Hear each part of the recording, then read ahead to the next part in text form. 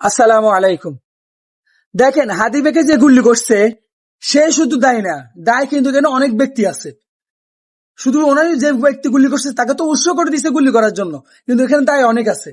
এই যে আমার সামনে যে ছবিটা দেখতেছেন, তেল বা সাংবাদিক, এই সাংবাদিক গুলো টকশোতে বসে বসে আওয়ামী লীগকে কিভাবে আবার ফিরা যায়, আওয়ামী লীগ ছাড়া নির্বাচন হওয়া ঠিক না, আওয়ামী লীগ পুরান দল, এই যে আওয়ামী লীগ এত লক্ষণ করছে তারা একবার বলে না। তারা বলে আওয়ামী লীগকে বাদ দেওয়া ঠিক হয় নাই। তারা টকশোতে বসে বসে আওয়ামী লীগকে নিয়ে এমন ভাবে কথা বলছে, মানে উৎসব দিয়ে কথাবার্তা বলছে। এই জন্য আওয়ামী লীগ মাঠে আবার সাবাসে নামে নাই, আবার মাঠে নামিয়ে হাদিবেকে গুলি করছে। কারণ হাদিবে মানুষ ছিল একজন দেশপ্রেম মানুষ, কারণ উনি দেশের প্রতি অনেক মায়া। দুর্নীতিবাজ, ঘুষখোরবাজ, এমনকি কোনো কথা বলতে সাথ দিত না, এনডিএ কে পর্যন্ত সাথ দিত না। এই জন্য ওনাকে মারার জন্য এটা এনডিএ চক্রান্ত, আওয়ামী লীগের চক্রান্ত, এমনকি আরো অন্য একটা দলের চক্রান্ত হতে পারে। এই জন্য আমি বলতেছি আগে ওদেরকে ধরার দরকার, ওদের সাংবাদিক ক্যান্সেল করে আইনের আওতাতে আনার দরকার।